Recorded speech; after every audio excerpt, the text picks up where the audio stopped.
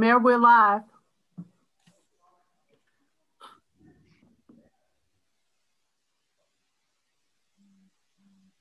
I can add the item. Okay, we seem to be live. Okay. Good evening, everybody. I'd like to call to order the City Council meeting dated Wednesday, May 5th, 2021. This is a hybrid meeting. That is Commissioner Williams and myself are down here at City Hall, and the other commissioners, Commissioner Johnny Cason, Commissioner Julie Martin, and also our Mayor Pro Tem, Felicia Harris, are with us virtually via Zoom. Also, we have invited other folks to come as well on the Zoom call or Zoom meeting. As we get started, I will ask Commissioner Williams to give us an invocation. Those who are in the audience, would you please stand? And then we'll have the Pledge of Allegiance by myself. Let us pray. We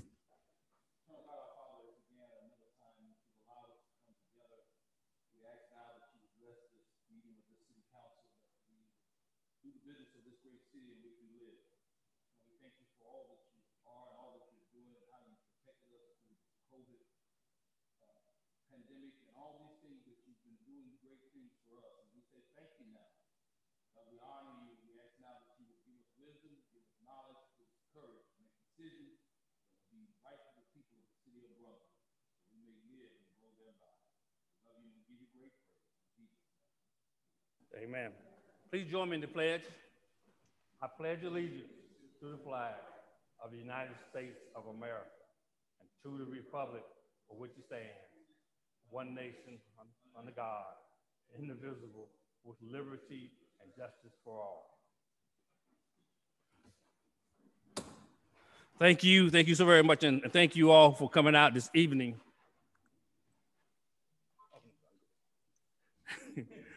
As we get started, we will have, hold on a second here. Mayor, I'd like to offer an amendment to the agenda. Okay. I'd like to make a motion that we include a proclamation presentation to Linda Hagee proclaiming Wednesday, May 5th, 2021, Pete Carell Day. So, motion got a second for a presentation of a proclamation to Ms. Linda Hagee or either Ms. Dr. Johnson from the college for declaring today, May 5th, as Pete Carroll Day. The motion second. Any further questions? No questions? All in favor, please say aye. Aye. Aye. Aye. Opposers have the same right. It appears the ayes have it, so we will add that to our agenda. That would be item, we'll start that as, my goodness. We'll start that right away, as a matter of fact. We'll just add that to the top of our agenda. Since there's no number to it, we'll just call that A. Are there anything else we need to add to our agenda before we get started? Okay, seeing that we don't have anything else, it appeared, well, it has happened in our community that we had a major fire, an explosion down on the south end. And we have our chief of our fire department, Chief Randy Mobley is here. And I'll ask him to give a small update as to where we are with that issue. And then we'll proceed on with our agenda. Chief Mobley. Well, Sunday evening at about 7:13, we received a call to an explosion at the warehouse, the big warehouse, the new big warehouse at the Gistec at 225 Newcastle Street. We got there upon arrival. We found a building that a big hole had been blown through the roof, about a 50-foot diameter hole, and pretty much everything inside burning. It's full of 120-something thousand tons of wood pellets. And so we established a water supply and called in about 8 neighboring fire departments, and they responded real quick and done a good job. Presently, we're still on scene. Firefighters haven't gone home yet. Some of them won't be going home for a while, if any, and I'm not sure how long. Last time we had in 2015, a pretty big fire out there. We were there about 60 days. And hopefully this time it won't take that long, but I got a feeling that we'll. But they've done a fantastic job. The scene is safe. There is still some burning, but the neighborhood's safe. And we're really proud of the help we received from the neighboring departments. Brunswick Fire Department's still there, and I'm proud of the guys. They're doing a fantastic job. Glenn County's there assisting us with their ladder truck. And ATF and State Fire Marshal's office was called in for the investigation, and they're handling that now. And that's about it. Thank you, Chief. Thank you for giving us an update on that. We really needed to find out what's happening in our community. So therefore, it's on record as to what we've done, how we responded, and how others responded in mutual aid to help us as well. And also how you are still on the job, still on the scene to make sure that that fire is put out and our community is safe. So we appreciate you very much. Thanks for giving that small update. All right, as we move right along, first item on the agenda, as we added this agenda proclamation to be given to in regards to Mr. Pete Carroll. And I will read this proclamation. Normally I stand down here and say it, but I think it's become better from here, sitting here. My voice probably carry a little more, I imagine. Before I do it, I would like to say what a great guy. It's an honor for me to be able to read this proclamation in honor of Mr. Carroll. I met him and I've seen some of the things he's done for our community. And what a selfless act to give back to your community. People go off all the time, but a lot of them, they don't come back to do things, but to do things in your community, to better your community, that is commendable. That is honorable. That is something that will be felt forever, I'll say. I always talk about people when they pass on their feelings, their thoughts, their skills, their emotions to others and make others better. I think that's what Mr. Carroll does. So this is a proclamation that says, from the Mayor and City Council of Brunswick, Georgia, we do hereby issue this proclamation. So whereas on April 28, 1941, a local hero named A.D. Pete Carroll was born in Brunswick, Georgia.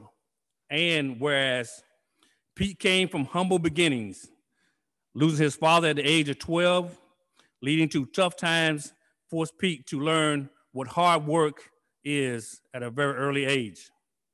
And whereas Pete was able to overcome these hardships by winning scholarships that enabled him to obtain his bachelor's degree in business administration and a master's degree in engineering, ultimately becoming the CEO of Georgia Pacific for 13 years. And whereas Pete's professional success allowed him to engage in philanthropy that was and is so impactful that he went on to receive an honorary doctorate degree for public service from the College of Coastal Georgia. And whereas Pete's philanthropic success included service on numerous boards that worked to improve the health, the safety, and the welfare of residents and visitors throughout Brunswick, Glenn County, and the state of Georgia. And whereas one of Pete's most notable acts was his ability to raise $1 million in one afternoon. After hearing the Ebenezer Baptist Church, where Dr. Martin Luther King Jr. preached, fell short of funds required to complete necessary renovations. And whereas Pete's local accomplishments include the creation of a teen center at the Boys and Girls Club, the creation of a teaching center at the College of Coastal Georgia, and his recent underwriting of $500,000 to Hand in Hand of Glenn to help house the homeless. Now, therefore, I, Cornell L. Harvey, the mayor of the city of Brunswick, along with my fellow commissioners, Commissioner Johnny Cason, Commissioner Vincent Williams, Commissioner Julie Martin, Mayor Pro Tem Felicia Harris, do hereby proclaim this day, Wednesday, May 5th, 2021, as A.D. Pete Carroll Day, where the city recognized the extraordinary contribution of a homegrown hero, where so many have benefited from his generosity and his kindness, and yet are unaware of his name or his story. This day shall be named Pete Carroll Day. Let's give it a hand.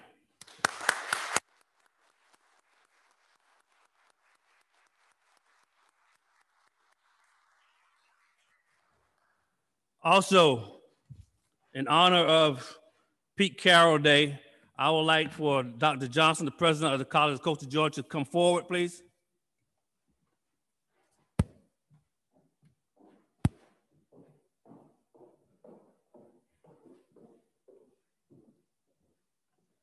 On behalf of the city of Brunswick, we'd like to present to Mr. Pete Carroll the key to the city of Brunswick. I always say this key doesn't open a lot of banks and things like that. But this key, what it does though, it opens up our hearts, our souls, and gives to him, let him know that he has that connection. But he's already a homegrown boy. He's already hometown. He's already that. But we just want to show the love that we have for him and for what he's done for our community. I know he's done some things with the college, he's done some things for others, but he is just a great guy. And I'm surprised that he don't have many keys to other cities. But I'm glad that we're giving one to this city, from his hometown, from Brunswick, Georgia. Something that he has helped put on the map. He has helped grow our city. And I'm so proud of being able to do this. It says to the teacher of the city of Brunswick, presented to A.D. Pete Carroll for outstanding service and dedication with passion and commitment to the city of Brunswick, May 5th, 2021. Please give that.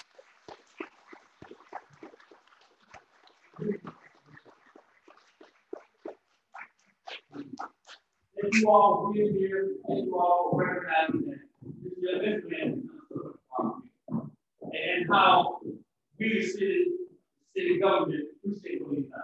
And we want everyone to feel to do the same thing. But when you step out, faith and do something, help your fellow man, help your community, that means awesome.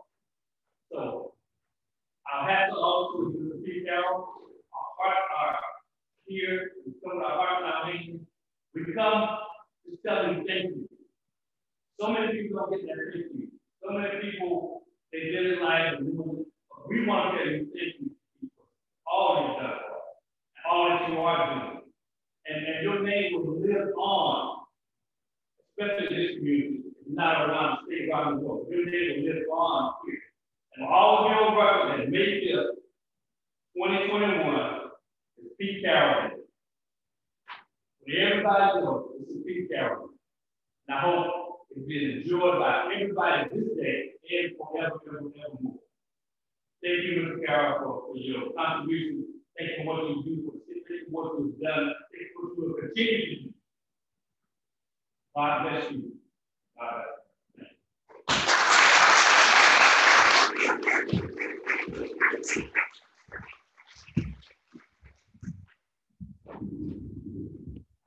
Thank you all for coming and for being here for Mr. Carroll.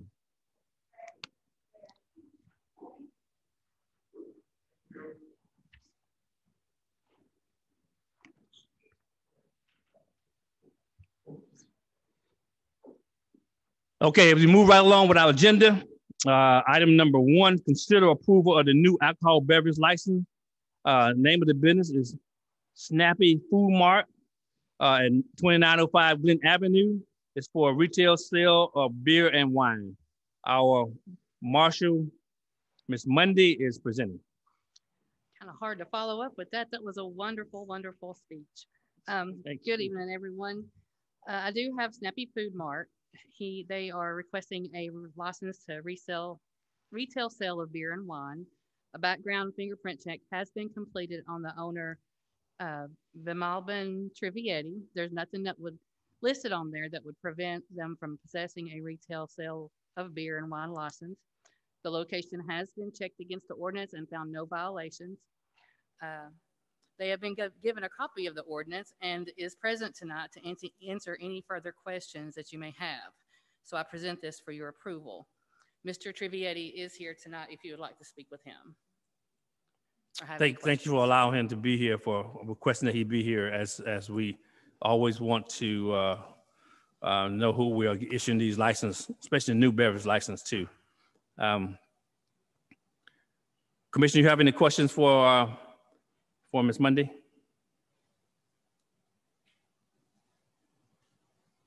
The only question I have is it's not specified as to whether it includes, I guess if it's retail, it's Saturday and Sunday as well?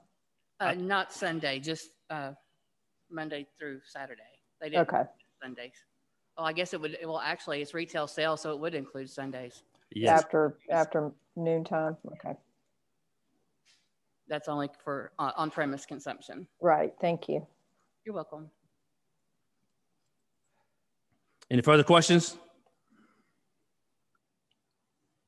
Okay. I've got a question, Mayor.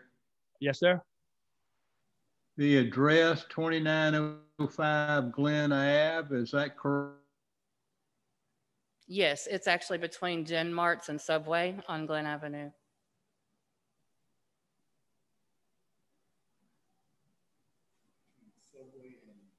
Well, Gen Rots is here. Larry Johnny Slopes. Yeah. Yeah, in between there, yeah. And that little subsection. I think there was a chiropractor So that's going to be a new, yeah. That's going to be a new Snappy Food Mart. Okay.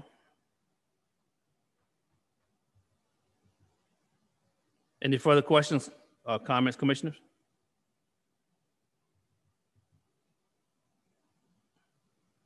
All right. Thank you, Ms. Mundy. Since this is a public hearing, we open the floor up to anyone to come forward and speak for or against the granting of this alcohol beverage license. If you're in the building here, you can come and speak for 2 to 3 minutes. If you are with us via Zoom, please raise your hand in the chat room, and our city clerk will instruct you, will allow you to speak to us as well.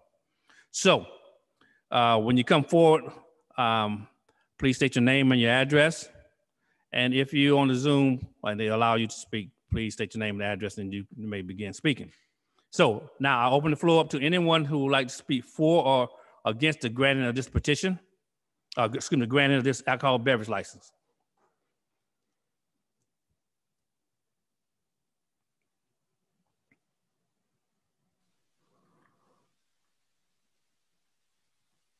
There's no one down here rushing to come to the microphone. Madam Clerk, is there anyone on the chat who would like to speak? No one on chat, Mayor. Okay. Commissioners, well, we will close that public hearing. We'll close it out. Are there any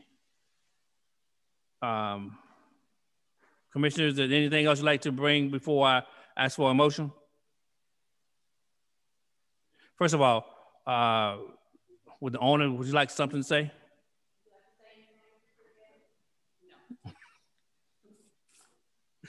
Okay, Commissioner, what's your will and pleasure?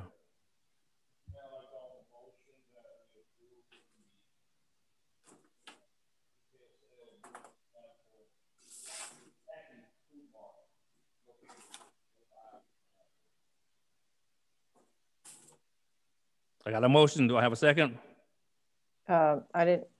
I couldn't hear, but I'll second. Is it in favor of granting the?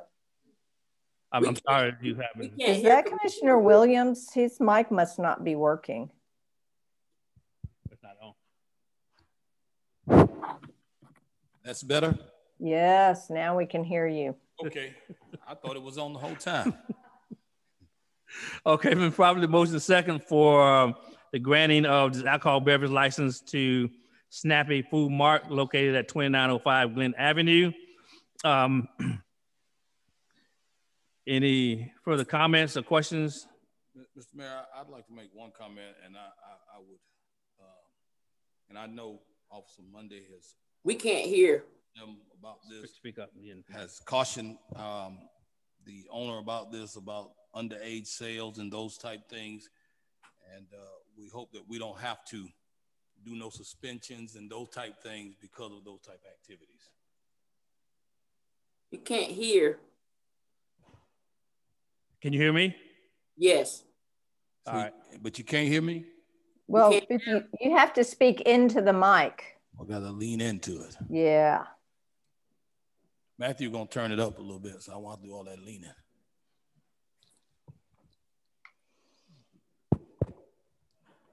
Okay, well, basically, I have a question too, a comment too as well, just to say that we are glad for any type of new businesses coming to our area. Certainly. And knowing that you have made sure that all the prerequisites are adhered to, and as Commissioner Williams stated about underage sales and so forth like that, we are very cognizant about that. Okay, so any other comments, commissioners? Oh, I got a motion, got a second. All in favor, please say aye. Aye. Aye. Opposed have the same right. Hearing none from the opposing side, that motion carries unanimously. Thank you, Ms. Mundy. Appreciate it very much. Please let the individual know exactly what needs to be done. I will. Thank you. Thank you. All right. Thank you. Oh, you're so welcome. All right, item number 2, appointments. We have appointment of the Glen Brunswick Land Bank Authority. We have one appointment. This appointment is to fill the expired term of Ms. Jill Wright. Her term expired 4/15/2021, and the person to be considered is Jill Wright. She would like to serve another term. Before I say anything, I'd like to talk to the chairman of the land bank. Do you have any comment? I don't. It just to support her reappointment back to the land bank. Okay. So we have this one name, commissioners, that's submitted for reappointment to the Glen Brunswick Land Bank Authority. I'll make a motion that we reappoint Jill Wright to the Brunswick Glen Land Bank Authority. Second. Motion second for the reappointment of Ms. Jill Wright to the Glen Brunswick Land Bank Authority. Any questions? All in favor, please say aye. Aye. Aye. Opposed have the same right. Hearing nothing from the opposing side, I believe the ayes have it. That motion carries. Thank you. Item number 3. Well, I'll tell you what, before I get to item number 3, Commissioners, would you allow me to move item number 10 up? I know Mr. Sean Williams is here, and for him to have to sit through all that we have to go through, his item is at the last item, so it's okay if I can move him up and let him be item number 2A? I agree. It's fine by me. Okay. Yeah. Okay. Thank you, commissioners. All right. Item 2A, consider approval of right of entry license agreement with Coastal Outreach Soccer, Inc. Who's going to present that to me? City Attorney? Are you prepared? Yes, I am. I didn't know it was getting moved up, but I'm pulling it up right now. What is before you tonight is a recreational land use license. It is extremely similar to the license agreements that we've afforded to Coastal Outreach Soccer in the past. Just to bring everybody a little bit up to speed, after doing some preliminary testing at Howard Coffin Park regarding the futsal court, mini pitch is what I can pronounce. It was determined that it wasn't a good location. This is the improvements that Sean has been able to obtain a loan from, a grant from Atlanta United Foundation. He was looking to secure that grant because the grant would help pay for the improvements for the court, for the everything that was needed to install that court, but it was not a good fit at Howard Coffin Park. The city manager and Mr. Williams met, I believe, with the city engineer as well. So they moved and looked at Perry Park, located, on the other side of town. It did appear to be a good fit at Perry Park. So we've revised an agreement that we had used in the past. It was the Howard Coffin Park agreement to relocate these improvements to Perry Park. If you take a look at what is before you tonight, there have been some minor changes with regard to the maintenance and repair portions. And that's kind of all I've had.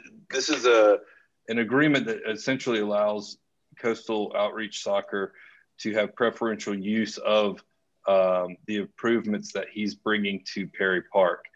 In consideration for what he's done and going out and obtaining the grant funding from Atlanta United, the city is providing him the ability to place the court in a city park and have the ability to use and schedule it on it. It would still be city property, but this provides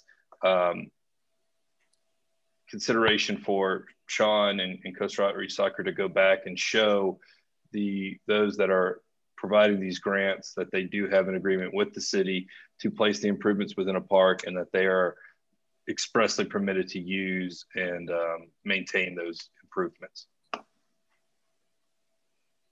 Okay. Well, I'll just say I've read this recreational land use license, and being the fact that we have given one for Howard Coffin Park for him to do a similar thing for Howard Coffin Park. Coastal Outreach Soccer has done a great thing. It's a great program for our city. It has really stood the test of time when our recreation activities was transferred to North Glen. We still had some type of activity at our recreation facilities here in the city. So we appreciate that very much. To locate this at Prairie Park is even, I think, even better. It's in the neighborhood. I know the neighborhood planning assembly at Prairie Park area, I think it's Urbana neighborhood, NPAs is more than appreciative of things happening there. As a matter of fact, they was trying to get the splash pad put there at one time too. So I know they are very aggressive, very hands-on to make things happen in their planning area, neighborhood area. So I'm really happy to see this happening, proposal come before us like this. Any other comments, Commissioner? And thank you, Mr. City Attorney, for bringing it forth. Before I ask for a vote, there's no comment. Mr. Williams, would like to say something? Really? You surprised me. You'll have to say that. I'm sorry. Maybe I said too much anyhow. Anyhow, commissioners, if you have no other comments on this, it's as presented by our city attorney, what's your will and pleasure? Mr. Mayor, I'd like to offer a motion that we approve the, oh Lord, I didn't clean it up. Recreational land use for license for Perry Park for Coastal Outreach Soccer as presented by our city attorney. Second. There's been a motion second for approval of the recreational land use license presented by our city attorney for Coastal Outreach Soccer. Are there any further questions or comments? Madam Clerk, can you call the roll for me, please? Yes. Commissioner Kaysen, how do you vote? Yes. Commissioner Martin, how do you vote? Yes. Commissioner Williams, how do you vote? Yes. Mayor Pro Tem Harris, how do you vote? Yes. Mayor Harvey, how do you vote? Yes. That motion carries unanimously. Thank you so much, everyone. And we look for great things happening there in that neighborhood. Great things are happening as anyhow, we're putting sidewalks all over the place in our community. And by making improving recreational areas, we're gonna make it even better for our kids and our future as well. So we thank you. Thank you so much, Mr. Williams. Thank you. Continue to do great things for our community. We really appreciate it. Yes. And thank you, Commissioner, for allowing me to bring that up, move that item up. So with item number 3, our city manager McDuffie will give a presentation regarding the proposed fiscal year 2021-2022 budget. Floor is yours, Ms. City Manager. Good evening. I'd first like to thank the department heads and their staff, and also our finance director for their participation in this process. It is my pleasure to have the opportunity to present the spending plan for the city of Brunswick for the fiscal year 2022. Part of my plan for this budget is basically for our city to invest in our future. I've been here just under a year. I'll have my anniversary next week. But what I've seen here is that there are a lot of people with great interest in the city, and they are investing their money. So I want them to know that the city of Brunswick is also willing to invest in the future development and operation of the city. Right now, this spending plan has just the opportunity to support more development here, and also just the maintenance and operations of the city departments. We have added support for the DDA, the URA, and the Land Bank Authority, so that those operations can also assist in development and growth in the community. The budget also has increased technological capabilities, which we hope to continue enhancement of our website, provide public outreach, and also continue to develop services that people can go online, contactless services, to continue to offer convenient services to our citizens. It also shows support for our workforce, better internal services, better recruitment efforts, and an investment in our employees. I want to continue efforts to bring good benefit offerings so that we can retain our employees, and also just look at our guidelines and policies to ensure that they're meeting the needs of our employees. The budget also supports maintenance and upkeep of our infrastructure through the purchase of equipment, and we're even diversifying our employment by bringing in the goats, which I'm really excited about. But anyway, also the support of cleanup of our neighborhoods by putting funding in for demolition and for park improvements and sidewalk maintenance, as well as investing in developments such as broadband, and hoping to wisely invest the American Rescue Plan funds that we have coming. And I want to tie all of our budget initiatives into our comprehensive plan. And I do plan to provide a presentation on that in an upcoming meeting. I will go to share my screen so that I can look at the highlights, hopefully. Budget highlights. I present a balanced budget. The budget is $17,180,507.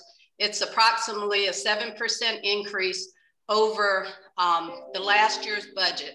As you know, the last year's budget was about $1 million shy of what we expected, just because of COVID and the anticipation of some decreases in revenues. But as I said, this is an investment in the city, and we want to invest in our growth by growing some of the areas of our budget. The budget includes a increased pay of 2%. It supports the salary pay study increases, plus a 2% increase that's incorporated in. We are proposing to add personnel, approximately 3.5 full-time equivalency, to enhance our technological operations, to again support our recruitment and retention, promote development and neighborhood revitalization, and also to enhance our efforts to get federal funding and access to broadband to our community. The budget, some of the increases are increased because of our health insurance premium. We are putting in, trying to build up our health insurance fund, because as we are self-insured, we want to ensure that we are putting in enough money to help that fund be sustainable.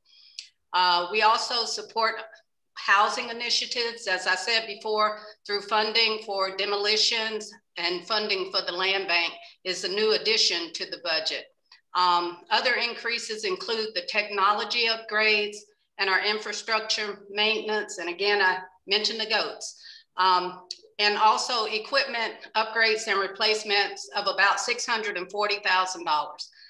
The budget does not propose to use any of the fund balance, but it does propose to use revenue recovery funds from the American Rescue Plan of about $500,000.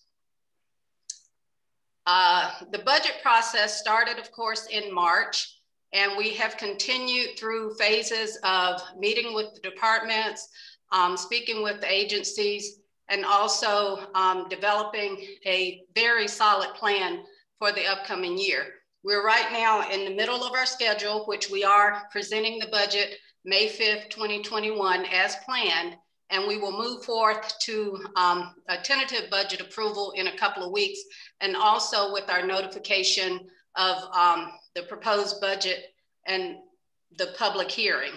And I do have some tentative dates scheduled for work sessions for the commission, and those can be done based on what you all, how you all would like to move forward in the process.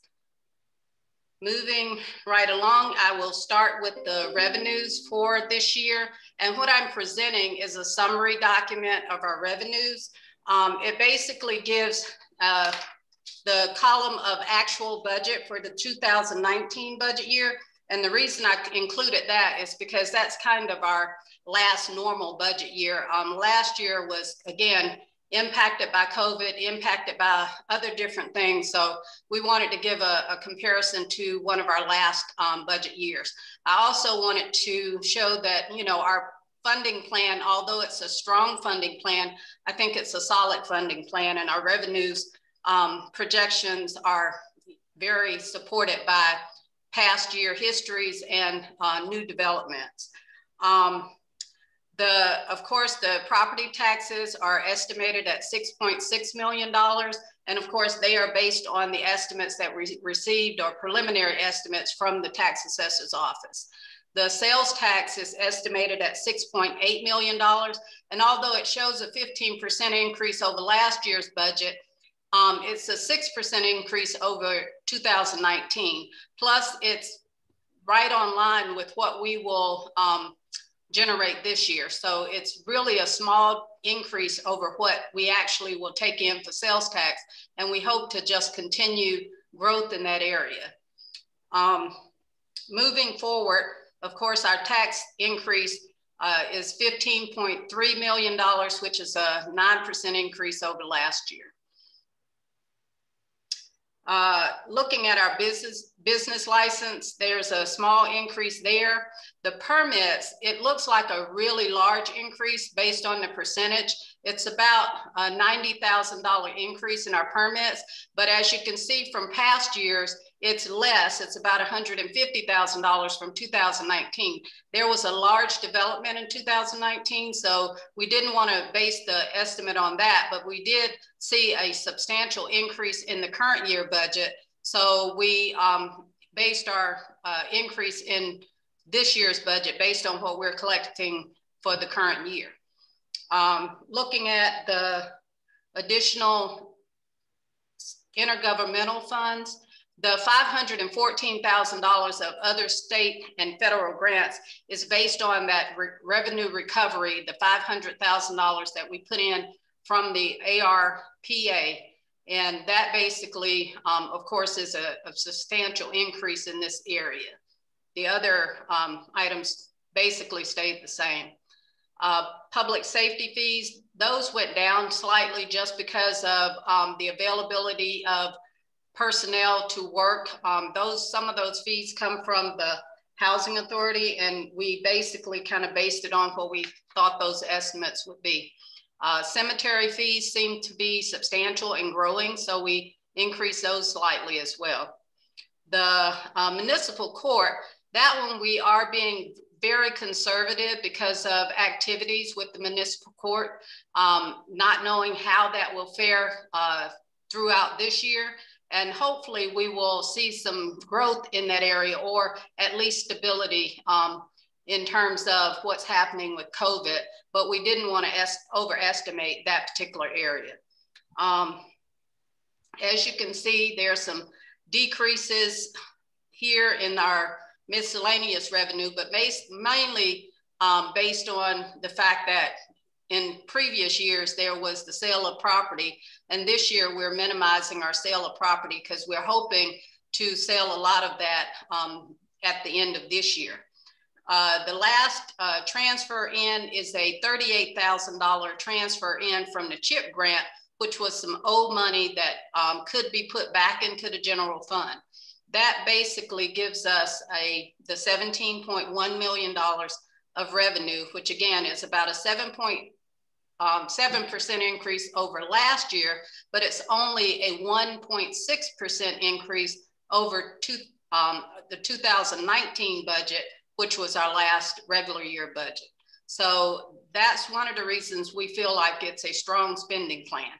Now I'm going to have to rotate. And this just shows, again, the percentages of our budget. One of the significant things here is that our sales tax is now 40%. I think last year it was right at 38%, and the property tax was 40%, but the sales tax is now 40% of our budget revenues, and property tax represents about 39%. As you can see, the other taxes are 11%, and then you have the smaller categories making up the other, I guess, 30% of our budget. So that's pretty much, or 20% of our budget, pretty much how the distribution of our revenues go. And now I'll get back to our expenses, see if we can rotate back. Okay. Beginning with our expenses, a lot of what you'll see in increases here is based on salary adjustments and or our allocation of health insurance and pension benefits in each of the budgets.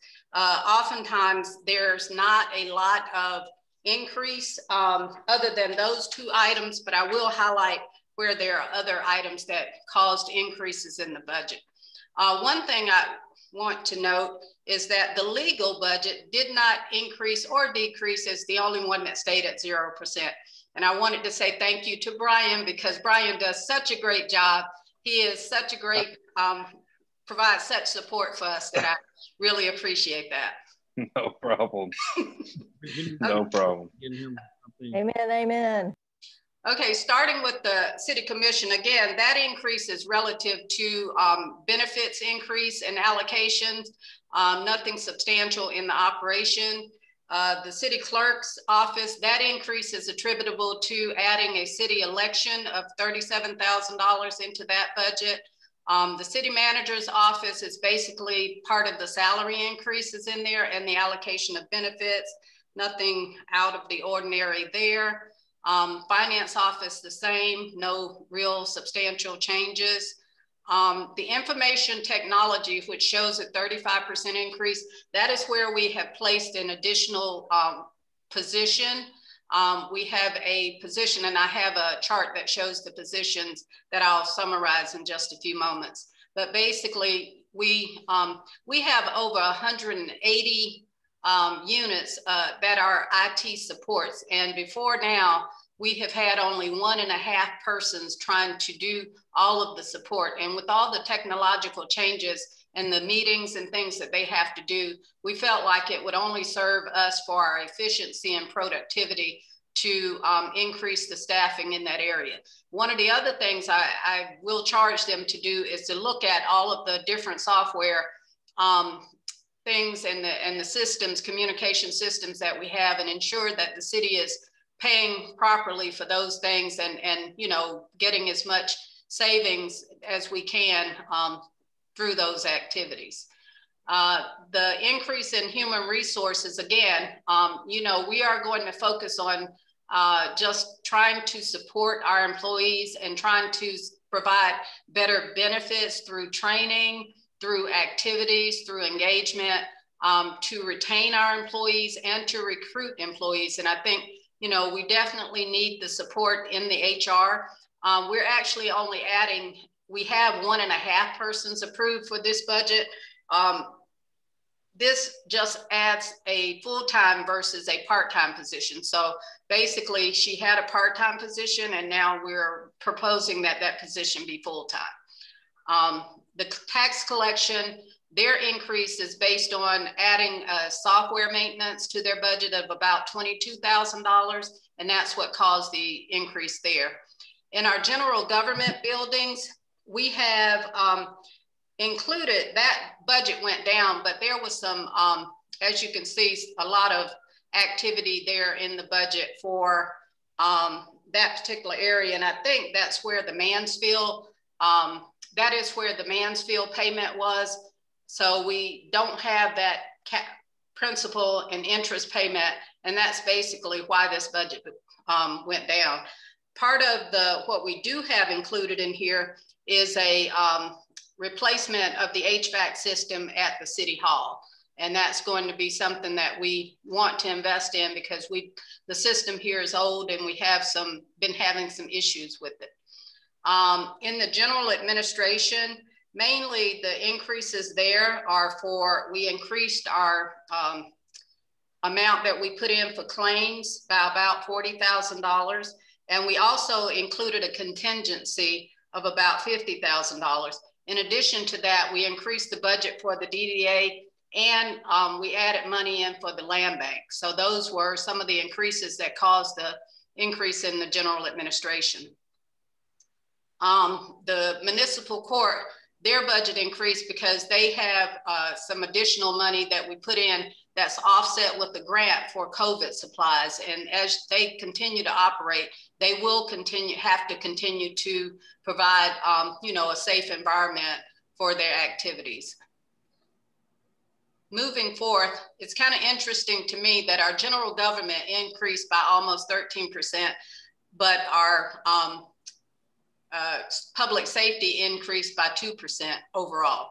But I want to say that we are not investing any less in our public safety. The police department did decrease, but I think basically the reason that their budget decreased is because normally they have a lot more vehicles in their budget. And they also, we had an attrition adjustment. We will come forth with a plan to fund the vehicles, but it won't be through the general fund. The fire department budget increased, and basically theirs was an increase due to salaries, benefits, and some additional equipment that is supported by the budget request. Same thing with the public works. Their budget increase is based on salaries and equipment requests. In the cemeteries, that budget has the machinery and equipment, and I think there may be a vehicle in the cemeteries budget that's we're proposing, so that was the increase there. The recreation and neighborhood services, this is in support of the Lawrence Center, and this is based on what was needed to be transferred to the CDBG. The parks increase budget is based on the salary increase and a vehicle in that budget. And planning and code enforcement, the budget went down, but we are proposing to support, again, to help with what we're dealing with on our development side. We are proposing a plan review, a position to be added to the planning and code enforcement budget.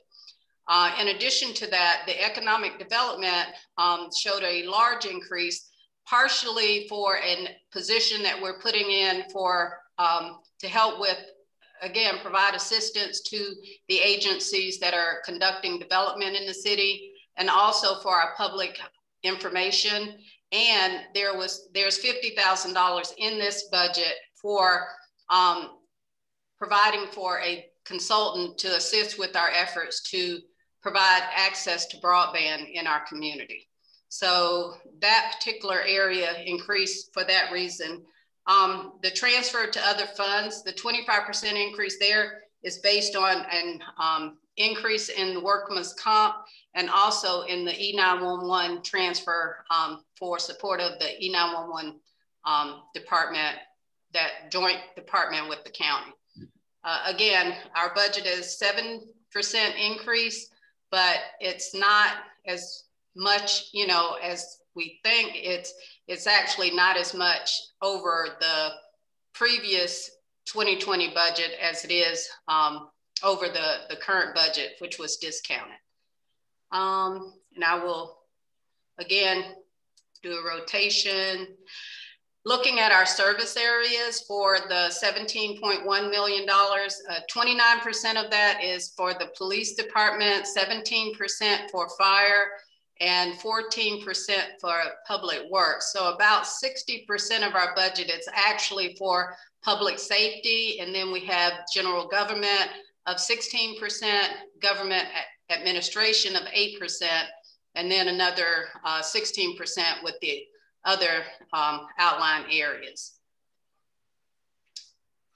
And looking at our personnel cost, the personnel cost, and this of course is included salaries, health insurance, Social Security, retirement, and other, which includes workman's comp, is about $11.1 million. And of that, of course, the $11 million is about 65% of the total city budget. Of that, 75% is attributable to our salaries, 9.5% to health insurance, 5.7% to Social Security, and about 9% for retirement. In looking at our authorized personnel, we have the budget supports 208 full-time positions and 9 part-time positions. And that I think does not include the 3 positions that we are adding. As you can see, we have authorized positions of 81 in the police department, 42 in the fire department, 43 in the public works department, and then of course the other outline areas of the budget. Okay. As I stated, we are proposing 3 new positions to be added. This shows all the positions that were requested, which the request included about $334,000 of positions, and that's salary and benefits. We are proposing to add the administrative assistant for the HR, which will cost an additional $18,000. In information technology, we will have a part-time position that will replace a current temporary position and then add a full-time position. And the total of those 2 positions being added based on what was already in the current budget is about $43,000 of additional cost for the IT department. The economic development will add another $56,000 and then another $49,000 for the plan review. Total impact of $167,000 for additional salaries and benefits for those positions. The proposed 2% salary increase, the salary cost is about $165,000. The additional benefits is $12,600. And for a total additional cost that's included in the proposed budget of $178,000 for salary increase. Basically, I would like to, let's see if I can go to another screen and just show you all. I'm hoping I can find the screen where, I don't know if this is it, but let's see. Not quite. Nope. Let's see. Okay, I wanted to show you this screen. This is the line item budget, and we will be providing books. We'll have the books ready to be picked up on Friday. They will include all of the information that I've covered thus far, as well as an itemized line item budget, which gives you the 2019 actual, the 2020 actual, the 21 amended budget, and the 2021 actual, and then the proposed budget under here that says finance director is the proposed budget line items for each revenue and expenditure category. So that information will be printed and placed in a book for each of the commissioners, and we'll place those at the clerk's office in addition to a copy that can be viewed by the public. In addition to that, we want to include a listing of the equipment, and we can include an itemization of the equipment that's approved or being proposed for each department. As you can see, there's, let's see if the total equipment is around $641,000 of equipment, small equipment, vehicles, computers, and capital outlay for the departments. And we will include an itemization of that in the budget book. Okay. At this time, I will stop my screen share and offer to answer any questions you may have. Questions for our city manager, commissioners? I have I guess a quick question as to why the expenses for cemetery fees has gone up so much. Are those fees related, when you say fees, does that mean maintenance of our cemeteries? Or what does that mean? Now you're asking about the expenditure area for? It was a 9.42% increase. Of the revenues? I thought it said cemetery fees. Okay, yeah, that's just the fees that we collect for opening, closing, and selling of cemetery plots. And okay, that's been consistent with what the growth in those areas. I mean, it has been over $100,000 for the past 2 years. Okay.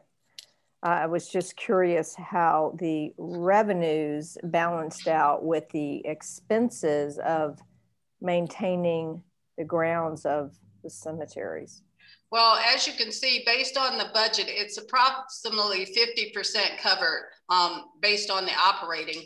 Like I said, the cemetery budget has some equipment and vehicles in it. So there's partly capital expense to make up that $350,000 of expense. But I would say of the normal operating, it's about 50% covered with the fees that we collect. Ms. McDuffie, this is Commissioner Williams. I was going to ask is there any type of contingency for, we're getting close to hurricane seasons and things like that. Is there any contingency funds being set aside for something of that nature? Well, we have right now a good cash flow we have approximately $5.6 million in our undesignated fund balance. That's one of the things that I would like to look at based on, going forward, how we can start to build more of a contingency for hurricane recovery. But generally, most of everything, what we incur sometimes is reimbursed. The thing is, the timing of the reimbursement is the problem. Right. So at this point, we do have a good cash flow, which will keep us afloat in the case of any emergency situations. But we will continue to build upon that cash flow and hopefully have a better reserve. We certainly won't have anything close to what the county has at this point, but we will continue to build our reserves for that purpose. Okay, thank you very much. Just kind of piggybacking on what Commissioner Williams just said regarding hurricanes. What about the sea level rises? Have we thought about anything, or how are we financially preparing for that area? Well, that's not something that, I mean, generally not covered in the budget. I think the general fund budget. Basically, you know, what we are doing is, I guess, working with the shoreline task force in terms of things to mitigate problems that maybe occur because of the sea level rising. You know, we do have a stormwater master plan that we are planning to start work on and provide some design and engineering for some of the projects that we have coming up. But we definitely, you know, that's something that the SPLOST would definitely be needed for. Okay, thank you. Any further questions? Well, I do have one comment, City Manager, and I will put it in writing too as well. There's a couple of departments that I would like to see that we can put some type of incentive or give some type of incentive for doing what they have done so well for us over the year, such as our legal department. What we said, he remained the same, but he gave us excellent service over the year. Municipal court, I know we have a good municipal court judge, and I'd like to see if we can look at his contract and maybe doing something with his contract as well. And also just take a look at our tax commissioner. So what I'll do, I'll put these things in writing as I get the budget from you, the budget books, and then we can see where we can go from there. Okay. Well, again, this is Commissioner Harris, and just piggybacking off of the mayor. When we're talking about incentives for those areas, the incentives for personnel as well. Yes, part of, and Mayor, I want for clarification, you said tax commissioner, you are— I meant tax manager, sorry. Oh, okay. Okay, well, what I would like to do is look at, and certainly, you know, those are contracts that you all have preview over. So certainly recommendations from the board is what I would look for in terms of those particular areas, with the exception of the tax manager. That is a position under the clerk's office, and we would look at that position with the, I guess, the city employees. But I do want to, you know, look at, again, support our employees in every way we can. I was planning to look at the end of year and making sure we budgeted $770,000 of fund balance to support the current year budget. And hopefully we won't, based on our revenues and our expenditures right now, it doesn't look like we will use any of our fund balance. So I'm hopeful that if we do come in under budget, we will have some money to put in some incentives for employees. So in addition to the 2% that we put in. Thank you. Thank you. Comments or questions? No, I just would like to make sure that our code officers are— yes, code enforcement is beefed up, and just making sure that our permitting office and our building inspector are being friendly in the degree that people don't have issues, that we're not creating barriers unintentionally. Yeah, I think, yeah, you know, I have had several conversations with our building inspector and our code enforcement. And, you know, one of my first statements to both of those groups and to any of the other employees is to have a sense of, we are here to help. We are here to provide support and promote help people do the things that they want to get done in our city. So I think, you know, that's the attitude that I promote and I project. And hopefully moving forward, you know, we will continue to be a support and help to the citizens, the developers, the investors, and people who come, you know, to the city of Brunswick. I would strongly suggest that that is communicated, as I'm sure you've done, because it reverberates throughout the community. If there's somebody who's had a very difficult, challenging time, it creates bad blood and it reverberates throughout the community. So I know it's a tough job, but we really need to, as you say, make sure that they have the right attitude and that they're providing what is needed and keeping business moving forward and increasing our revenue. And we certainly are trying to do that because, yeah, it helps us to have the development here in our community anytime you increase the tax base. But also, you know, I have gone out and met with early morning meetings with contractors, with owners, and made sure that, you know, issues that have come about are being resolved as quickly and, you know, without as much any delays as possible. And I don't want to prolong the meeting, so I'll speak with you and John about a suggestion that I have in that area. Thank you. I appreciate that. Regina, how does this cover the police department with the staff shortages that we have there? Well, we are providing, I guess, support for all of the positions, authorized position. We did decrease some of their budget just for attrition because of their turnover. But again, I'm trying to support them, and I want the HR, with us putting more attention to HR, I want them to be more proactive to assist the police in their retention and recruitment efforts. You know, we can go out and do more for helping people who are relocating in our community, who are, you know, coming in to work, to make sure that they are provided services or provided assistance as needed, and just making sure we are providing a helping hand to our employees, and showing them that we, you know, really care about their well-being and how they are supportive of the city. So that's part of what I'd like to do with our HR, to work hand in hand with our police and our fire department to recruit and retain their employees. But the budget supports equipment requests that the police department requested, I think, at a substantial level. And we also are going to, you know, have a proposal to replace the police vehicles.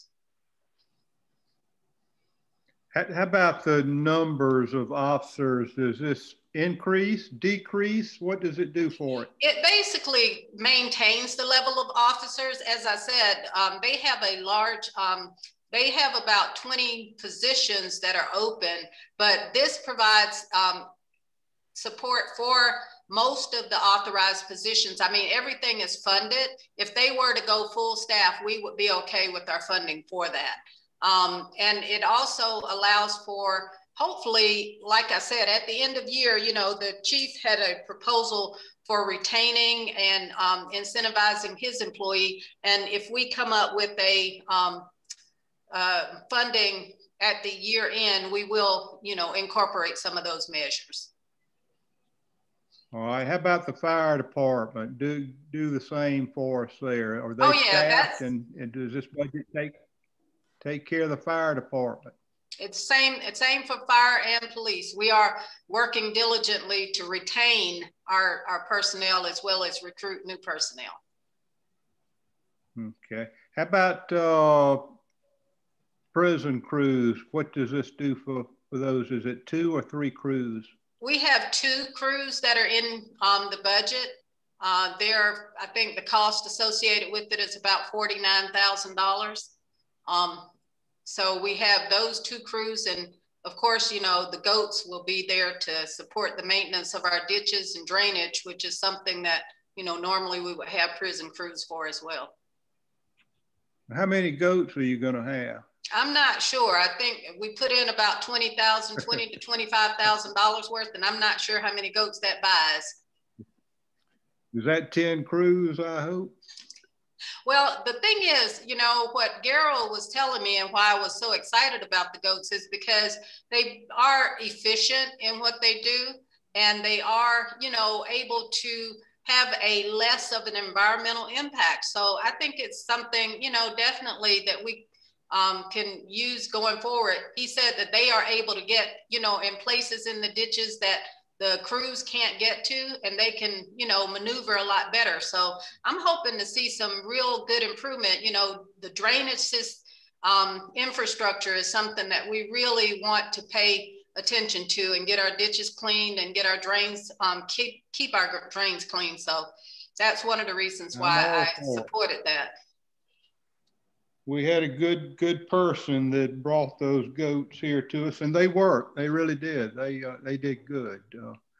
So I'm all for the goats. But this looks like a good budget to me. Let's just hope and pray that the United States economy continues to improve and that ours improves, because that's what it's really going to take. Well, and again, I think, looks like, you know, a real good budget to me. Well, thank you. I appreciate that. And as I started off saying, we are investing in ourselves, and we are investing in the city of Brunswick. And I want the public to know that we are investing, you know, to make this give just a very enhanced, improved operation of the city. Anyone else have any comments? I want to make just this one comment. And I want to say this publicly, that I appreciate the text that I got today showing the signs that our SPLOST dollars are at work. And I think that's something else that we need to make sure that we put out in front of the public so that they understand that their monies are working for them. Great. That's a law. You're supposed to, by law, to put those signs out any places that SPLOST funds are used. That's in the law.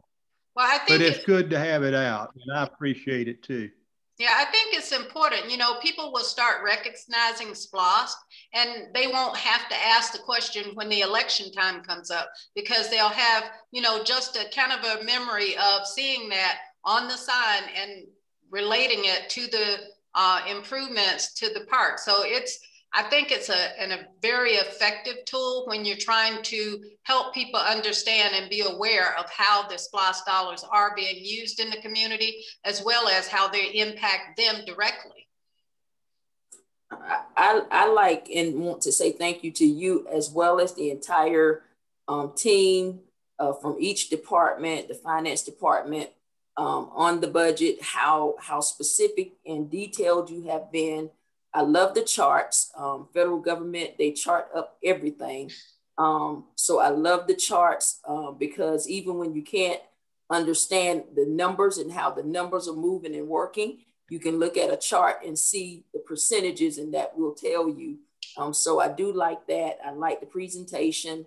And so I just want to tell you and the entirety that have participated in this process thus far, thank you so much. Let's keep it going, and let's reinvest in the city, reinvest in its employees, reinvest in our residents. Thank you. I definitely appreciate the support. And we will get those books out on Friday. Thank you for that. Also, I'd like to add my 2 cents about it. It's a great presentation. Like what you're doing, like the budget is really, really great. As Mayor Pro Tem said, the charts really does it well. A visual is a great thing, so we can see exactly where our monies are going. That really is great. Also, I appreciate the fact that you are reinvesting in our employees. That really means a lot. It drives a lot to say that we appreciate what our employees do. And we want to ensure that they have all the tools necessary to do their job and do it well.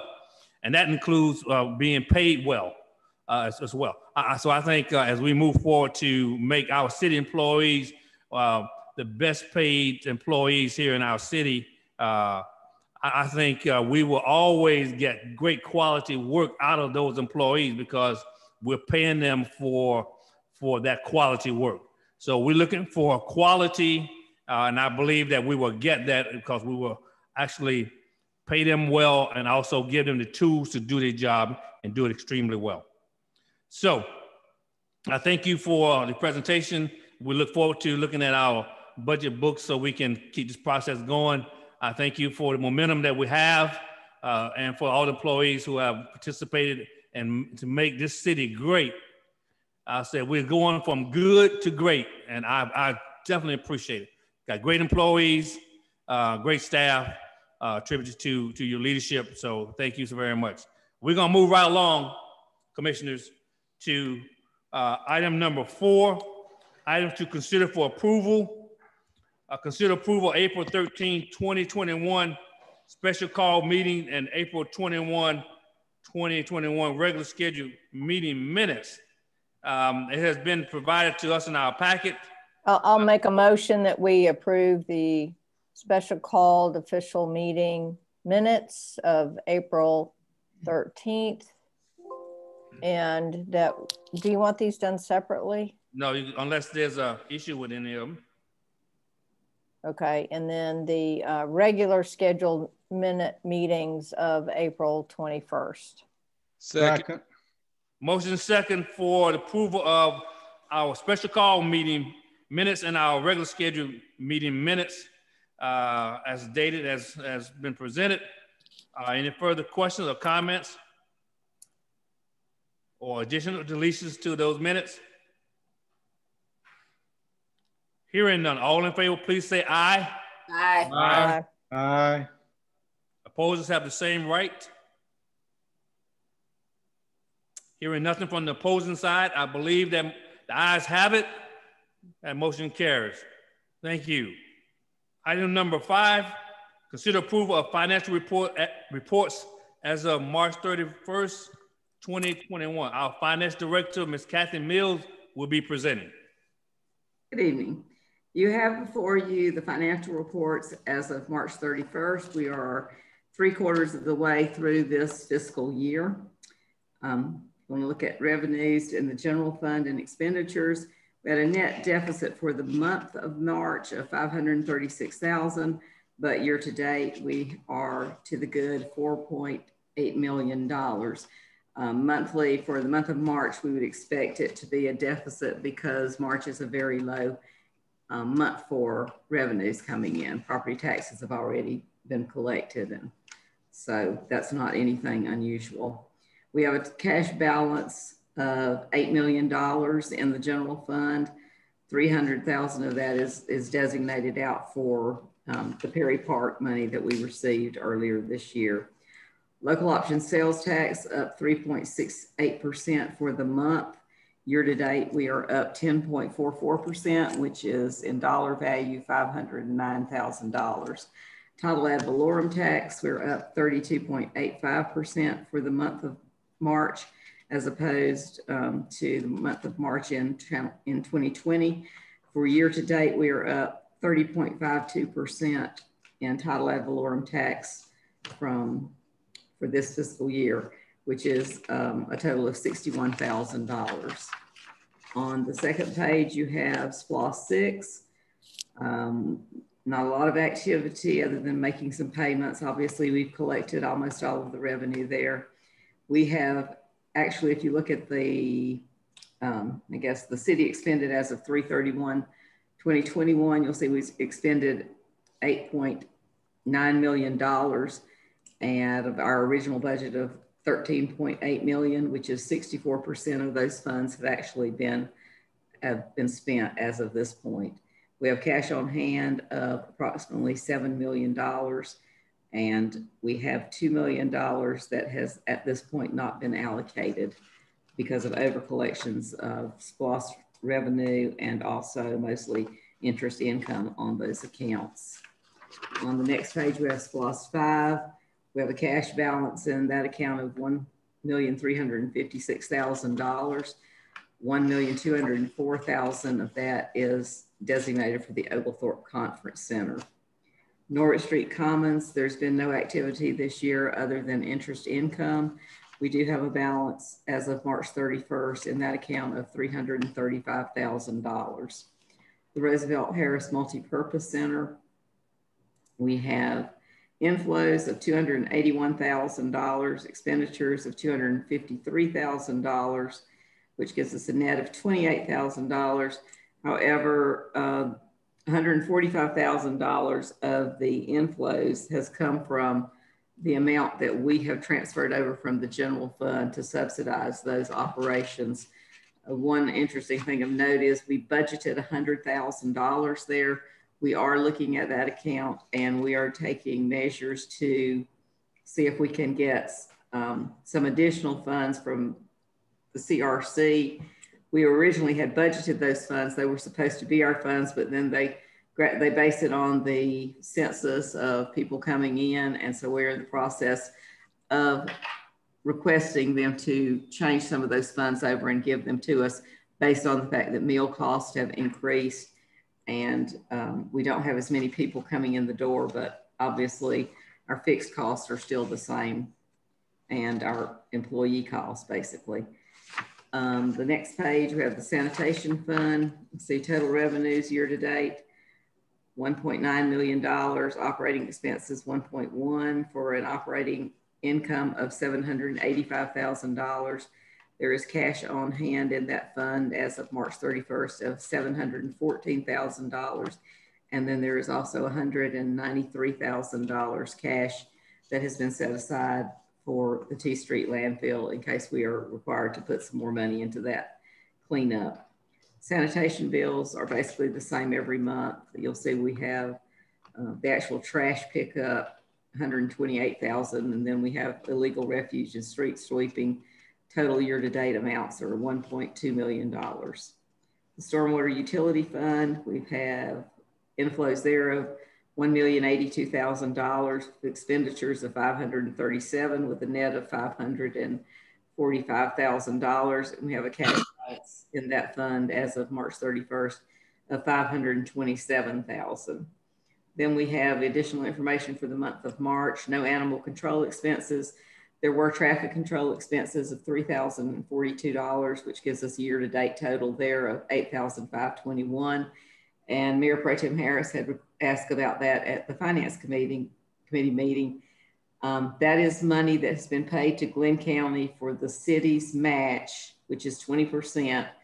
I believe it's a study with on the Bay Street corridor improvements. We are obligated for $24,000 there, and the county's paying the other amount. So that's what that dollar amount was that's been paid for traffic control. Recreation Department expenses. The only expense for the month of March was $1,110 that was paid for aquatics, and that was for some repairs to the kiddie pool. And if you'll remember, if the repair is over $500, then that is the city's obligation to pay that. Last page is the Roosevelt Lawrence Center, and you'll see total monthly expenses $7,221, year-to-date $57,861. The majority of the expenses in the Roosevelt Lawrence Center are for human resources and employee benefits. So if you have any questions, I'll be glad to. Questions for Ms. Mills? I want to thank you for giving us such a detailed report. I've gone to other meetings with other agencies and they just throw it up there without explaining what's going on. It's very good to hear that what we're doing with our fund. So thank you for that, for your detailed report. Thank you. Any questions or comments? Okay, Commissioner, I entertain a motion for our financial report presented by Mr. Mayor, I'd like to offer a motion to approve the financial report as presented by our finance director. Second. Motion second for the approval of our financial report as of March 31, 2021, presented by our finance director, Ms. Mills. Any further comments or questions? All in favor, please say aye. Aye. Aye. Aye. Opposed have the same right. Hearing nothing from the opposing side, I believe the ayes have it. The motion carries. Thank you. Thank you again, Ms. Mills, for your report. We're at item number 6, consider approval of the renewal of general liability and property insurance policy. Ms. Lynn Veely is presenting, I believe. Yes, good evening. And I have Fred McGinney on the line in case y'all have questions that I can't answer. Okay. It's that time of year again when we renew our general liability and property insurance. This year when we got our invoice, we also got a memo from GMA, and I want to read to you what Stan Deese, the Director of Risk Management, said about an overall increase that you're going to see as I go through the details. Increasing loss trends for auto and property follow national trends and are not unique to Gurma or to Georgia. Being part of the pool does insulate members somewhat from the wide premium swings felt across many other industries, but premium adjustments do become necessary. Due to losses increasing in recent years for auto liability, auto physical damage, and property lines of coverage, GIRMA has deemed it necessary to increase rates approximately 6% for the program as a whole. And so we'll see how that filters down into our coverage. Also, we had a property valuation in September, and we saw an increase in the values of our property. That, along with increased construction cost. You'll see as I go through the detail that our property insurance portion of our coverage also has gone up, and those are the two reasons why. Our total premiums for general liability and property have gone up $31,624 from last year, year over year. This increase does reflect a dividend credit of $8,572. You'll remember that being part of a pool, it helps insulate us. We also get to participate in some savings because we are part of that pool. The dividend is less this year than it was last year, but we did get an almost $8,600 credit from being part of the member pool. The law enforcement liability actually decreased $1,851, and that decrease reflects an initiative credit of $17,665.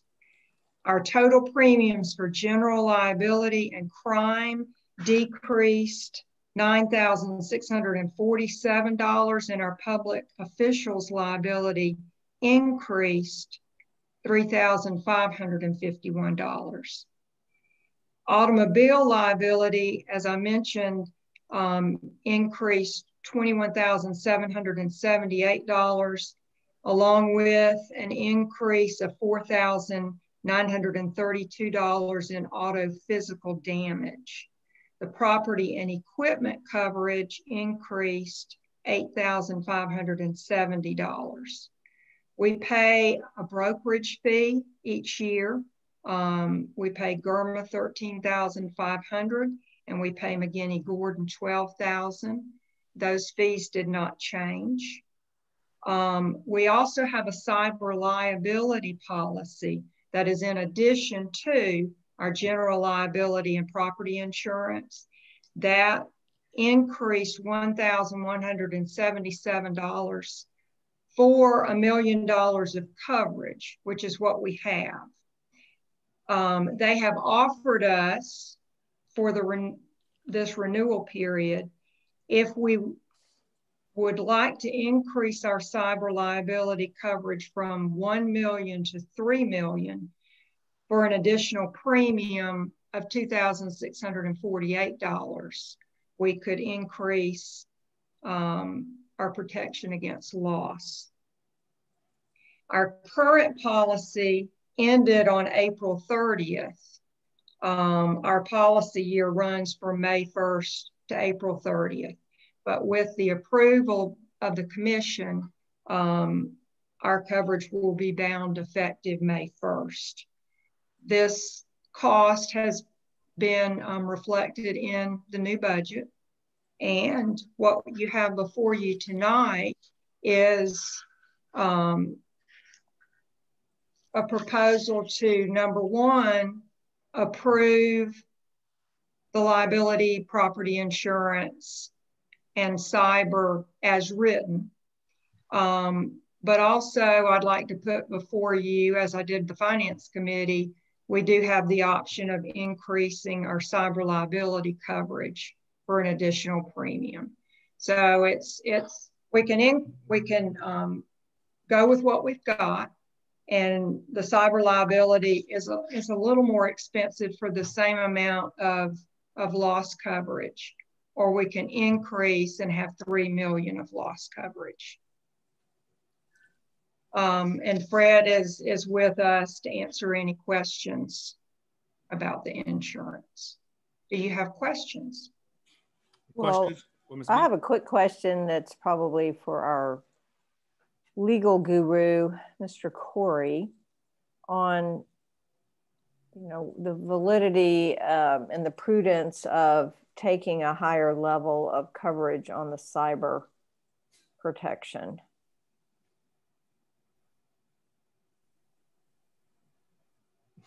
What's your question? Well, I mean, I would say that from a legal perspective, it's always better to be covered to the fullest extent of what your exposure might be. I mean, I do know that, and everyone knows, in the past year or two, several cities have been hit with cyberware attacks and have paid basically after the fact to secure their networks and get their data back. I think we saw that with Atlanta and a couple, I can't recall the other cities. So I certainly wouldn't advise against doing it, but it would be a decision for the commission. And Fred might even, not to put him on the spot, but he might have some insight as to why there might be a recommendation. It just seems like recently we have heard more and more about something like this happening. And it did happen with the city of Atlanta. And I know it was an absolute, it was very difficult for them to reestablish security and maintain the data that they had. I mean, I would rather see us spend money on prevention than to spend money on protection on a cyber attack that we would have no control over, except if perhaps we had better trained staff, we had better measures in place to prevent it. I'd rather always be proactive as opposed to reactive. I mean, when you get hit with something that makes your whole system go down, and you're held hostage, you have no recourse. You have to rebuild everything unless you have proactively taken the safeguards to protect against that. I think that's what is being done as far as the additional IT staffing. That was a consideration. Those questions were asked. Even on the proactive side, you still have to have those mechanisms in place. Even as proactive as the federal government is, the federal government still got hacked. We get training on a probably a bi-weekly basis from our IT department, and we have documented measures. We still got hacked. So I do agree with you, Commissioner, on the proactive side, but we've also got to be covered on the other side, because we must understand that even in as much training as we could possibly do with employees or with whomever, there are still those people that are professional in phishing schemes and all of that kind of stuff. So I would rather be just as active on the back end of it as I am on the front end of it. And so we need to be covered on that, because even the best of the best IT companies still get hacked. Insurance companies still get hacked. And so even with those measures in place, we still have to make sure that if something happens on the backside of it, that we still have proper coverage, that it would not be such a financial burden to the city to cover whatever may potentially happen. So I agree with you on the front end, but I also think that we need to make sure that we are adequately covered on the back end as well.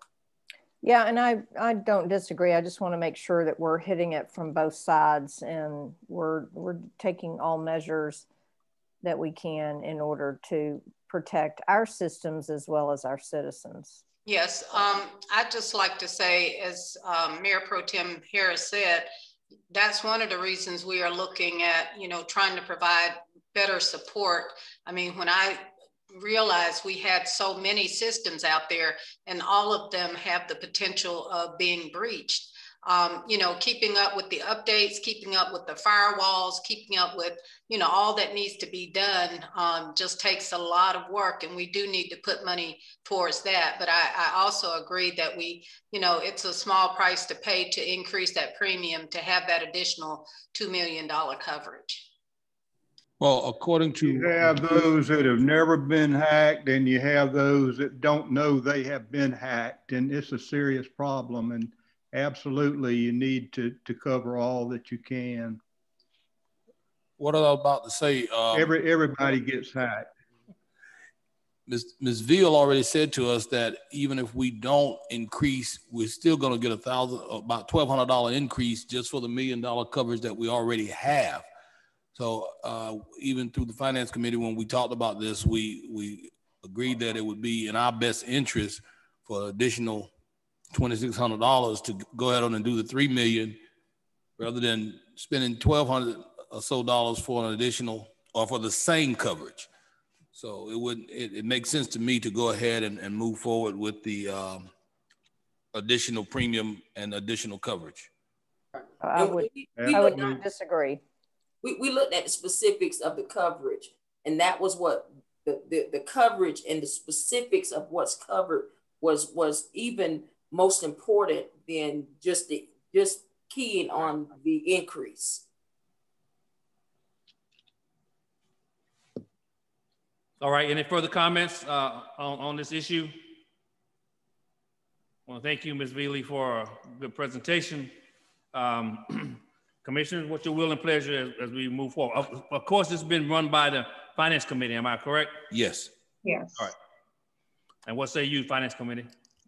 Well, Mr. Mayor, with that, I'd like to offer a motion to approve the GMA renewal for liability and property insurance as written, with an increase in cyber liability coverage for an additional premium of $2,648. Second. I got a motion, I got a second for the approval of renewal for liability and property insurance as presented with additional premium of $2,648. Are there any other comments or questions? I make this comment to even emphasize what Commissioner Martin has stated, and that's the proactiveness of increased training with all of us. Okay. Please let that record be reflected in the record as well. Those comments that was presented by Commissioner Martin and also stated by Mayor Pro Tem as well. Any further comments? All right, all in favor, please say aye. Aye. Aye. Aye. Aye. Opposers have the same right. Hearing nothing from the opposing side, I believe the ayes have it. That motion carries. Thank you. Thank you so very much. Thank you. Item number 7, consider request to declare surplus public works and city vehicles and equipment. Mr. Rick Charnock is presenting. Good evening, everyone. Good evening. You should have before you a list of items that we propose to go to auction that we would like to surplus. As you know, we come from time to time before you with vehicles and equipment that have outlived their usefulness or have been replaced. You have the actual list of items there. And also you should have some pictures and some descriptions as well that we provided this time. Most of the items are out of Public Works. A couple of the items we're helping out. The beverage air that you see on there, which is a freezer, that came from the senior center. They're replacing that. And the Karcher field kitchen is just something that's, I'm not sure who ordered it or got it years ago with surplus. I think it was from one of the hurricanes years ago.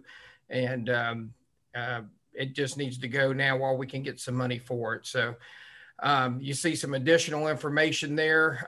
The handicap chairlift also that was disassembled from City Hall. We have that. We're going to put that on the auction as well. And, you know, obviously we've got some options with it. We can approve these that are listed as surplus to be sold. You could eliminate some of those if you desire to do that, or we could do nothing at this time, but we do recommend that we go ahead and option 1 and go ahead and surplus these equipment and vehicles to sell on Gov Deals. I'd be glad to take any questions. It looks like we're cleaning the yard out. We're trying. There are quite a few things that need to be cleaned out for sure. Some of them look like they've been sitting for a while. Well, believe it or not, some of them, like the 1994 dump truck, we used that up to about a year ago, and it can still be run, but we've got some newer stuff now that we're using. So, and some of these other items, the Chevy Impala, that was damaged in a hurricane damage, but no one ever came to pick it up. So after several years, I think we're okay to go ahead and surplus that. Okay, Commissioner, you see items that are being presented by Mr. Charnock for surplus. He also provided pictures of some of the items in our packet as well. Mr. Charnock, I have a question, Mr. Mayor, if you don't mind. Sure. Did you get an opportunity, or did the police department get the items that you were talking to us about for their surplus as well for this? They are working on those items. The problem with their vehicles, it has flashing lights and radios in some cases and things of that nature. And they do that work themselves. So they've got to disassemble those vehicles, but they are working on the list, and hopefully they'll have something soon for us. And they typically bring those vehicles themselves back to the commission. Okay. Just wanted to make sure. Yes, my anticipation. How about the cemetery building? Pardon me? I was stating that my anticipation for the police department is to bring those at the next meeting or no later than the first meeting in June. Commissioner Kaysen was asking about the cemetery building, and we did talk about that. I'm not sure. I mean, I did ask Rick and Garo. We both talked about it. The building structure itself, I think, you know, if you try and move it, it's going to fall apart according to what I'm told. And I'm not sure if, you know, we don't want to sell it and leave it where it is. So I'm not sure what our disposal options are with that. How about putting a for sale sign out in front of it and move at your own risk? Sounds good to me. I mean, if you don't want to add it to it's not doing any good sitting there. The city is not going to use it anymore, are they? If you want to add it to the list, we'll be welcome to try and get it off our property. Well, you know, if the commission wants to do it, this is just something that I see, and I know that a vacant building doesn't get you ahead. And I just ask if the commission wants to add it, that's good with me, unless you have a use for it. It does. It's not my decision to make, it's my decision to bring it to your attention. Yes, Commissioner Kaysen, occasionally it does get used because we don't really have a meeting place down there any longer, but it doesn't get used a lot because there's no working heat or AC in it right now either. So, but it does occasionally get used. Well, I think we should consider what's already being presented. So I'll be happy to make a motion that we move forward with trying to sell, dispose of the vehicles and equipment as surplus to be sold on the market. I got a motion. Do I have a second? Second. She said it'd be. Are you talking about? Did you say to be disposed of on .gov or? Yes. Okay. Yeah. The options. Yeah. On .gov. Thank you. Okay, I got a motion. I got a second for. Mayor. Yes. We are going to try to make sure that we dispose of those items on .gov, but I don't want to limit it to that. If there's some other opportunity for us, we certainly understand, that it has to be auctioned or offered for public sale, but I don't want to limit it, although that's going to be our primary disposal mechanism. Right, I understand that, City Manager. So do I need to reword the motion? I don't think so. I think, but we have had issues where someone would come in, one of our employees come in, offer $1 and they give it to them. Sure. So it says here on the sheet that you're going to dispose of through public auction on govdeals.com. That's what it says. Right. Well, yeah, if we don't do gov deals, it'll come back to us and we have opportunity to dispose of it as need be. Sure. I did intentionally word that. It does say may be disposed of through Gov Deals because sometimes they don't sell on Gov Deals and then we end up having to sell it as scrap. Right. So that's kind of why I left the wiggle room there. Absolutely. Okay. And so, just for discussion, I really think that cemetery building needs to be looked at if you're going to add police cars to another surplus list. Well, we'll add that, Commissioner Kaysen, maybe at our next round for disposal. We'll take a look at it. Agreed. Yes. All right, I got a motion, I got a second. Are there any further comments? All in favor of disposal of these items, maybe through Gov Deals, please say aye. Aye. Aye. Aye. Opposed, that same right? Seems like the ayes have it. Thank you, Mr. Charnock. Thank you for putting the list together. Thank you for cleaning out our area there of these disposable items.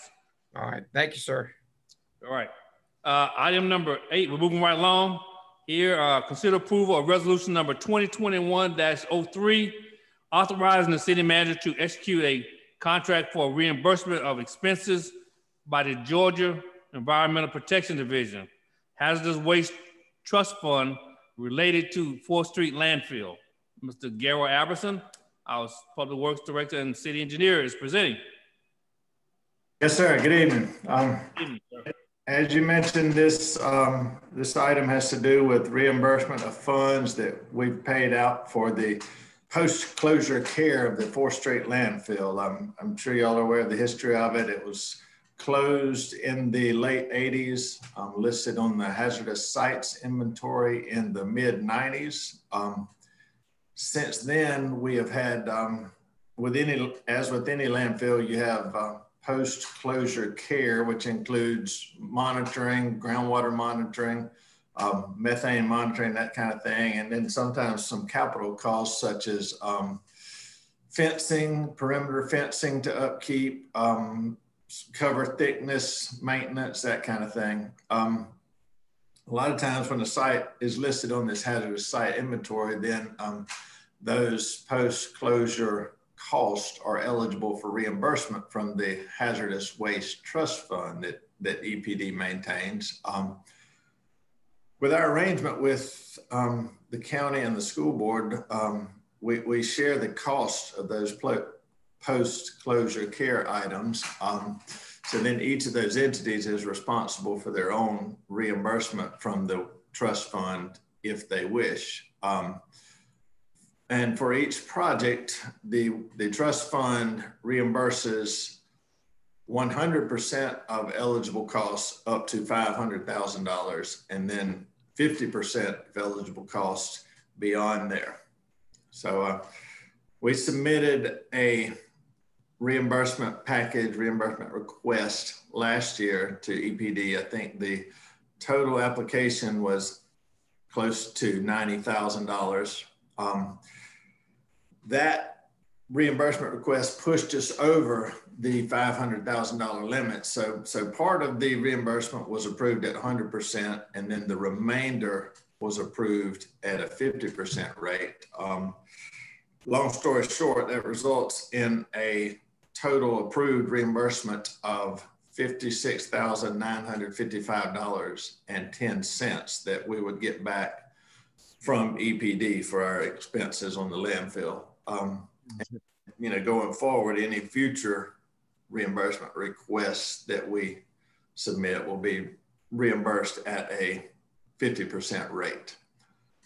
So that's part of EPD's requirement, or part of this process for them, is that we pass a resolution which authorizes the city manager to sign a contract accepting this reimbursement. So it's sort of a two-part process, but bringing both of those items to you tonight, the resolution, which would authorize the city manager to sign that contract. And then the second part of it is that contract.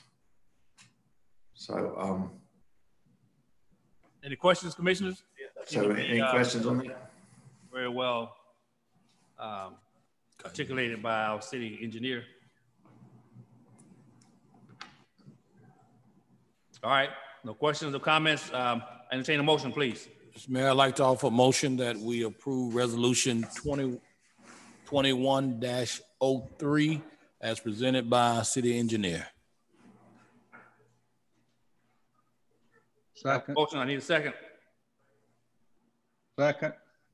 All right, motion second for approval of resolution number 2021-03, authorizing our city manager to execute an agreement with Georgia EPD for reimbursement of expenses as presented, as related to 4th Street landfill, as presented by our city engineer. Any further comments or questions?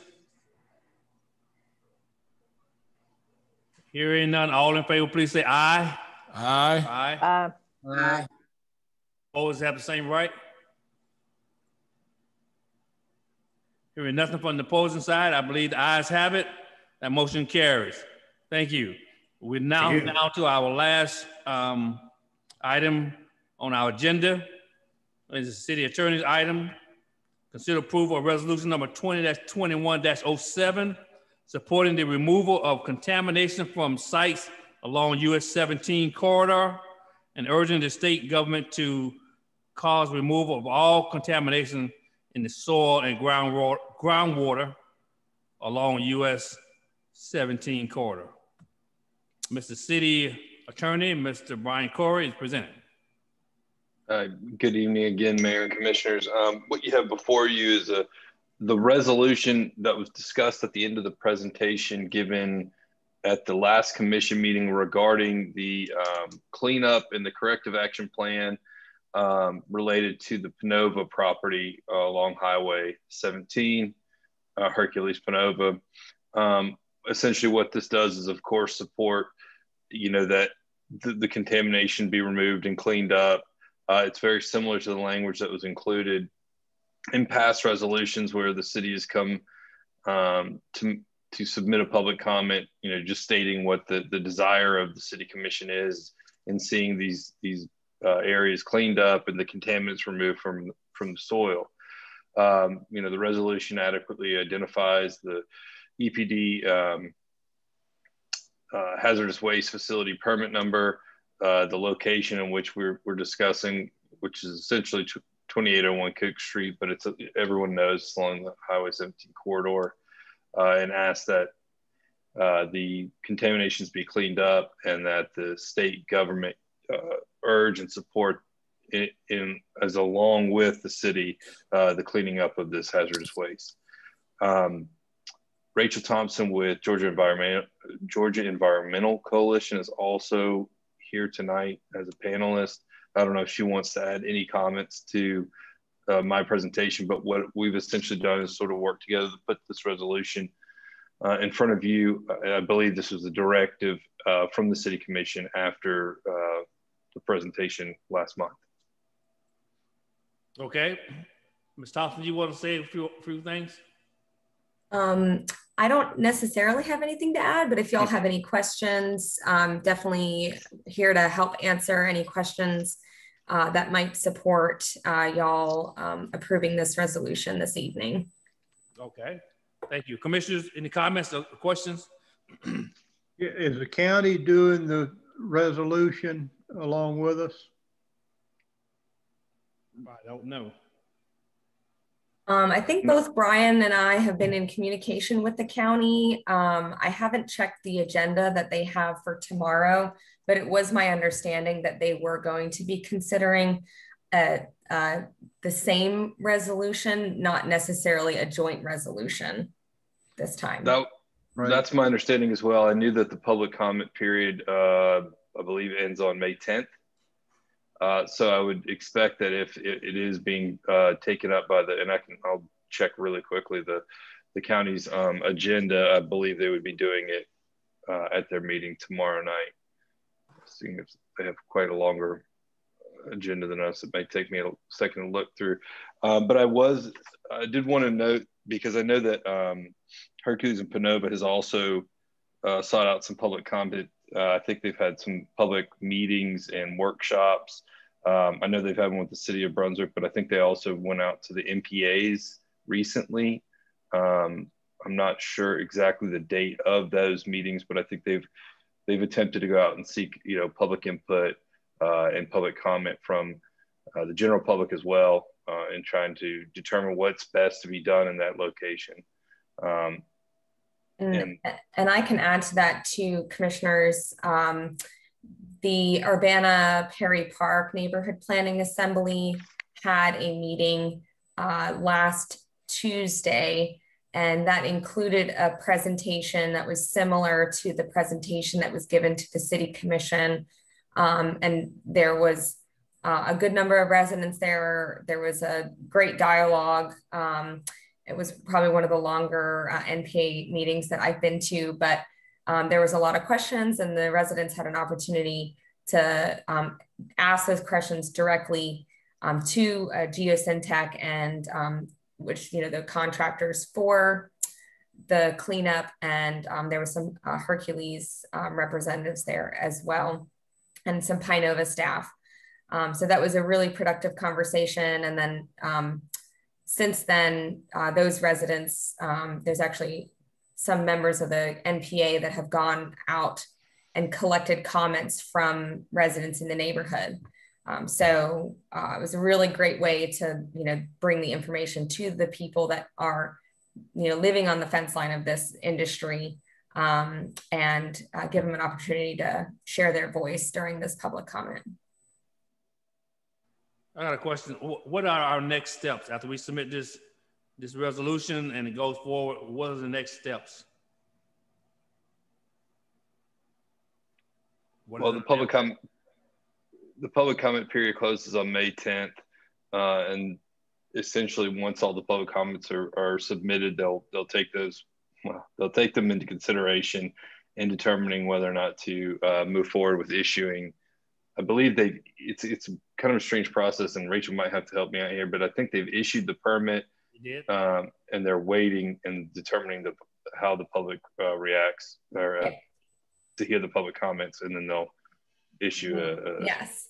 So absolutely, Brian, you're correct. So we had public comment actually last year in the first quarter of 2020. So right before the pandemic hit, there was a large public comment, and that was actually on the renewal of the hazardous waste permit.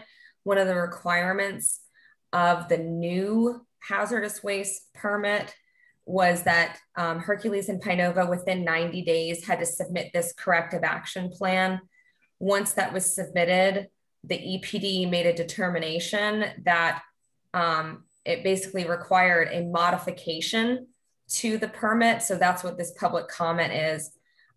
There will be a second public comment that's actually going to be hosted by the EPD this summer.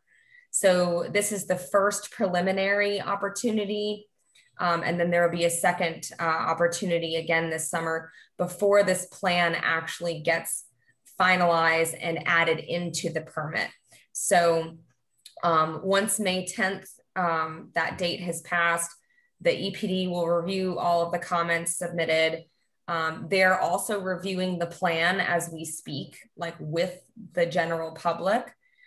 They will have comments to submit as well on the plan on what should change and what should stay the same. They have their own recommendations that they'll be making, both based on their technical review and also the comments that have been received by the community.